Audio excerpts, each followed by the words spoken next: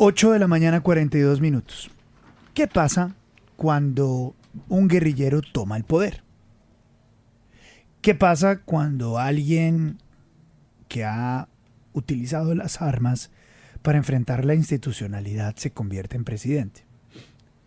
¿Qué pasa cuando alguien de esas características, populista per se, engaña a la gente para que voten por él en pro del pueblo, de la justicia social, de la equidad, de la igualdad, de destruir a las élites, de la reivindicación de los pobres?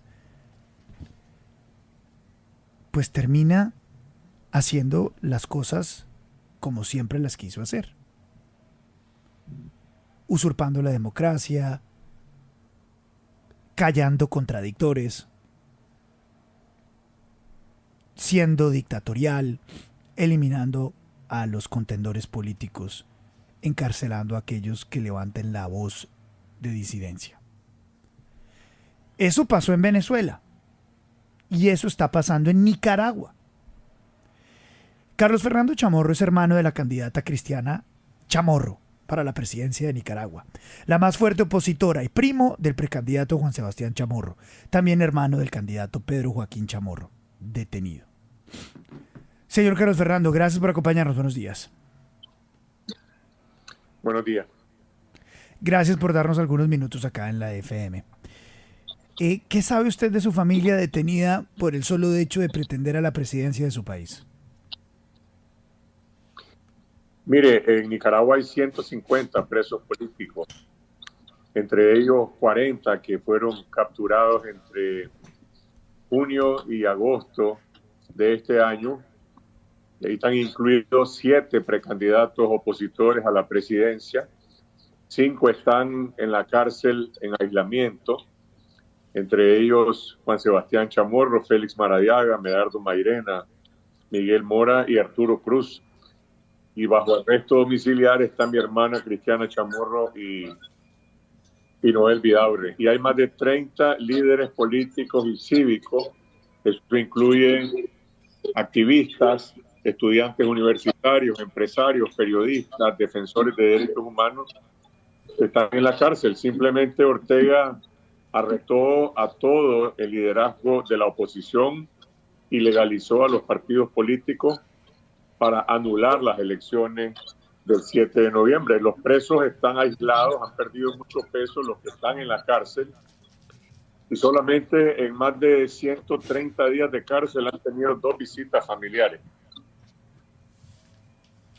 Los metieron en la cárcel, los detuvieron solo por el hecho de plantear una alternativa política al actual mandatario de su país. Mire, esto empezó en 2018, cuando la población salió masivamente, sin líderes, sin partido, a demandar elecciones anticipadas y la salida de Ortega del poder. Y lo que ocurrió fue una masacre, una matanza brutal, más de 300 personas asesinadas. Luego se impuso un estado policial que ha dilatado más de 3 años. Ahora venía el momento de las elecciones y simplemente Ortega eliminó a los contendientes, porque cualquiera de los que hoy esté en la cárcel obtendría más del 60% de la votación y él tiene un respaldo solamente de 17. Y estos presos están siendo acusados de conspiración, de traición a la patria, de lavado de dinero, de cualquier tipo de delito. Yo mismo como periodista estoy acusado, hay orden de captura contra mi persona, hay 3 medios de comunicación ocupados por la policía en Nicaragua. Estamos enfrentando un régimen totalitario. Precisamente, señor Chamorro, ¿qué pasa con la justicia? Totalmente cooptada, o sea, bajo las órdenes del presidente de Daniel Ortega, ¿no hay ninguna independencia por parte de la justicia? Este es un régimen que tiene más de una década de gobernar de esa manera. En Nicaragua colapsaron todas las instituciones democráticas y todas quedaron sometidas a un control personalista, familiar de la dictadura Ortega Murillo. No hay justicia, no hay fiscalía, no hay Congreso, no hay poder electoral, no hay policía, no hay ejército, no hay Procuraduría de Derechos Humanos. Estoy diciendo que estamos frente a una dictadura totalitaria. No sé si hay otro caso similar en América Latina, podrá ser comparable con Cuba o con Venezuela, pero el nivel de represión que se ha desatado en Nicaragua en un corto tiempo y la letalidad de la represión posiblemente no tiene comparación. Ahora, uno entiende, señor Chamorro, que no funcionen las instituciones como toca en Nicaragua por el poder y la presión de Ortega. Pero ¿qué pasa con las instituciones, con los organismos internacionales? ¿Funcionan? ¿El caso Nicaragua tiene alguna posibilidad de que lo resuelva, por ejemplo, la CPI, algún organismo que pueda influir sobre lo que pasa con Ortega? Mire, la solución a esta crisis está en Managua, no está en Washington o en Bruselas, pero sí se necesita del aislamiento del régimen. Ayer se aprobó en Estados Unidos una ley llamada la Ley Renacer, que va a endurecer sanciones contra el régimen. La Unión Europea también ha sancionado a altos funcionarios del régimen de Ortega y va a tomar acciones. Aquí lo fundamental es cómo va a reaccionar la comunidad internacional después del 7 de noviembre, cuando se va a llevar a cabo esta farsa electoral.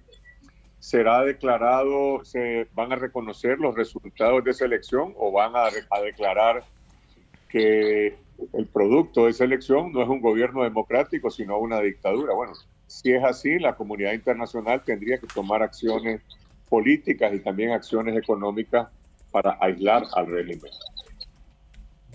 Muy buenos días. A pesar de esa farsa, como lo llama usted, lo que va a ocurrir este domingo, en el que lastimosamente es muy fácil anticipar cuál será el resultado, o del circo, como dice un sacerdote de apellido Martínez, ¿hay en el tarjetón, hay en la contienda, alguien que de alguna manera, así sea simbólica, represente la oposición y por quien usted, por ejemplo, pueda ir a votar? No hay ninguna oposición, no hay ninguna competencia. Hay 6 partidos en la boleta electoral, el de Daniel Ortega y otros 5 que son aliados del régimen. En Nicaragua se le llama partidos zancudos, los partidos que representaban a la oposición. Ciudadanos por la Libertad y Restauración Democrática, se eliminó su personería jurídica. Los candidatos que representaban a la oposición están todos en la cárcel. 7 de ellos, mencioné sus nombres hace un momento, y hay otros 2 que están en el exilio. De manera que esta es una elección, esta es una votación de partido único o de partido hegemónico, pero no hay ninguna competencia. La gente está llamando a quedarse en casa como una manera de votar, como una manera de protestar. Pero de todas formas los resultados ya están predeterminados.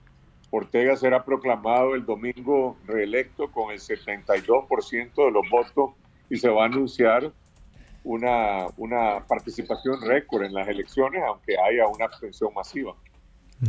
Señor Chamorro, ¿por qué no nos cuenta un poco más del papel de Rosario Murillo en la dictadura? Porque hay muchos líderes políticos y periodistas de Nicaragua que han dicho que en realidad quien está detrás del poder en la dictadura es Murillo, que es la pareja de Daniel Ortega y la vicepresidenta al mismo tiempo, y que realmente quien ha desencadenado todas estas violaciones a los derechos humanos es ella, porque nunca pudo superar el alzamiento del pueblo en las protestas de 2018.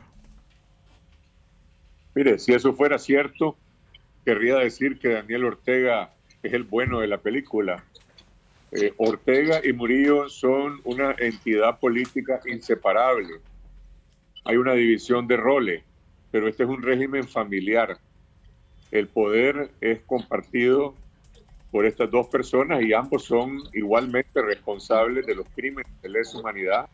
Ambos son igualmente responsables de la destrucción de la democracia en Nicaragua. No hay tales de que uno gobierna y el otro, simplemente son distintos roles para ejercer el mismo poder dictatorial.